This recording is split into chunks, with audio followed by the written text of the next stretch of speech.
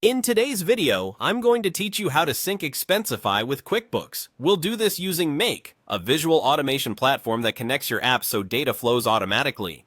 Before we begin, it helps to have active accounts for both Expensify and QuickBooks, along with the right permissions to authorize them. A modern browser and a stable internet connection will make the process smoother. Start by going to Make and signing into your workspace. From the dashboard, you're in the right place to manage automations and the connections that power them. If your organization uses multiple teams or environments, make sure you're in the correct one so you link the right accounts. Next, click on Connections. This area is where Make securely stores and manages the authorizations for the services you'll use. Think of it as your library of app logins that scenarios can reference.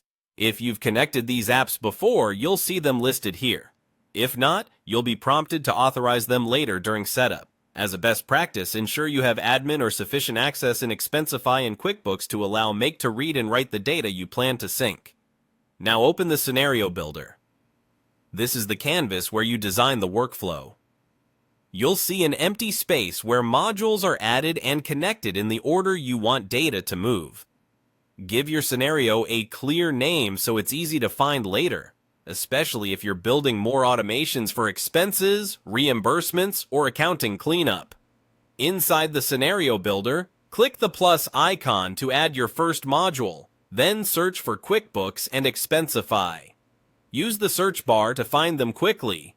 Choose the correct QuickBooks app for your setup, such as QuickBooks Online.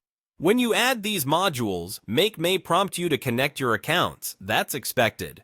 Use descriptive connection names and only grant the minimal permissions required for your workflow.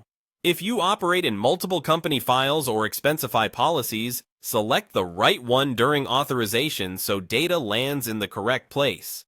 With both apps added, you'll be able to configure how they interact. A common pattern is to have Expensify provide the trigger, such as new approved expenses, and QuickBooks handle the action, like creating bills, expenses, or journal entries. You can also go the other way if your process starts in QuickBooks. Use clear field mapping so categories, merchants, dates, and amounts line up properly, and consider how you want taxes, classes, or locations handled to match your accounting rules. That's it. You've gone to Make, opened Connections, launched the Scenario Builder, and added QuickBooks and Expensify to start syncing. Save your work, and you're ready to fine-tune the details and run your automation.